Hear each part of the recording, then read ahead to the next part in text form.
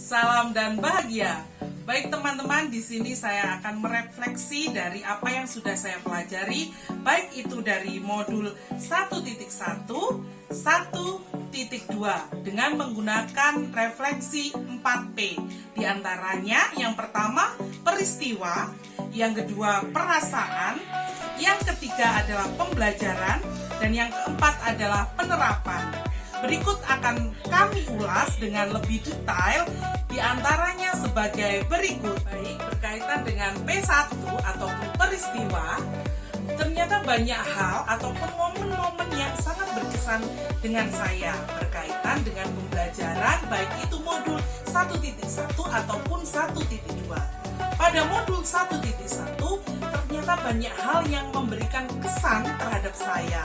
Terkait yang pertama, ternyata model pembelajaran atau pemikiran dari Ki Hajar Dewantara itu menjadikan fokus bagi saya, yang dulunya mungkin segala sesuatu yang berkaitan dengan pembelajaran itu adalah saya sebagai pemegang kendali. Ternyata setelah mengetahui filosofi dan juga pemikiran dari Ki Hajar Dewantara, saya bisa tahu bahwasanya guru itu adalah yang harus menuntun peserta didik. Dalam arti menuntun itu tidak boleh memaksakan kehendak dari peserta didik itu sendiri.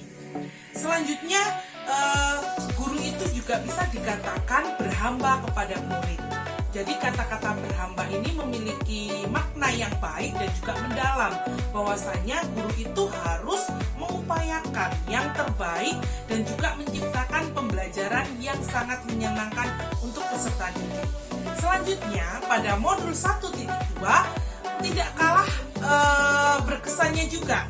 Ternyata saya memiliki pemahaman yang mendalam bahwasanya seorang guru ataupun pendidik itu harus mempunyai nilai-nilai, yaitu terkait dengan nilai dari guru penggerak itu sendiri. Dari yang pertama yaitu mandiri, reflektif, inovatif, kolaboratif, dan juga berpihak kepada murid. Nah, ternyata jika kelima nilai ini diimplementasikan dengan baik, peran dari guru penggerak ataupun peran dari pendidik ini juga akan melekat di dalamnya.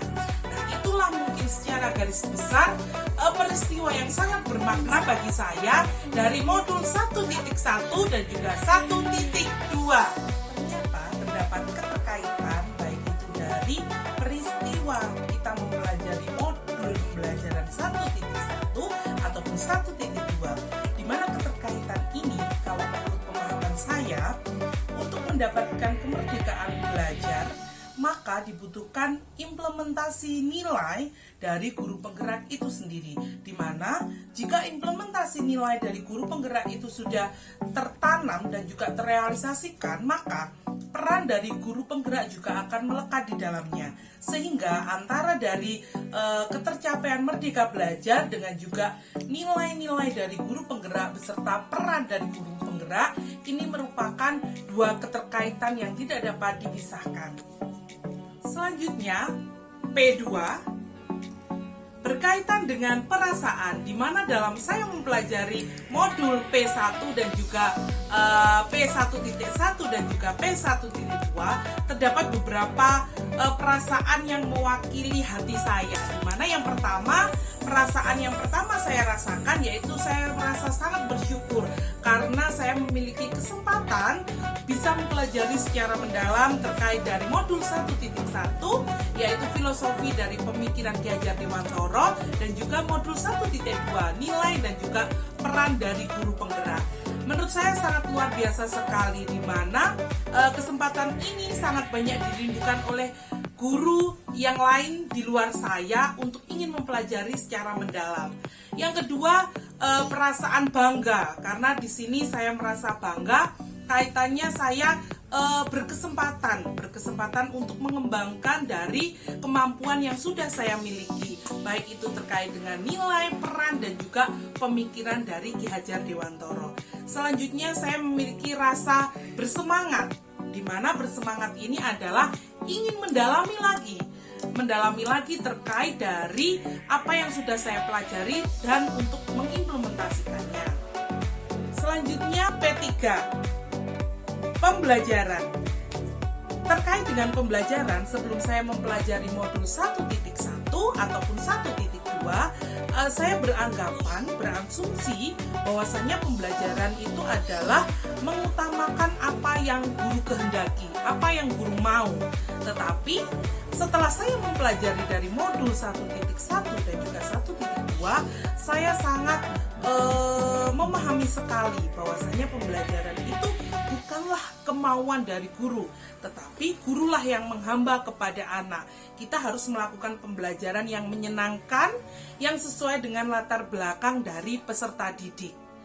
Selain itu, dalam pembelajaran mungkin kita melaksanakan kegiatan pembelajaran itu sesuai dengan kapasitas kita, kemauan kita. Tetapi setelah kita mempelajari modul 1.1 dan juga 1.2, terutama setelah kita mempelajari nilai dan juga guru penggerak, kita akan lebih tahu bahwasanya bukan hanya sekedar kemauan kita dan juga kendali kita yang berkuasa di dalam kegiatan belajar, tetapi banyak hal yang harus kita upayakan untuk kemajuan siswa, di mana kita harus berlandaskan pada nilai dari guru penggerak atau nilai yang harus diadopsi oleh seorang pendidik, dan juga peran dari guru penggerak ataupun peran yang juga harus diadopsi oleh seluruh para pendidik. Sehingga jika semua ini bisa berjalan dengan baik, maka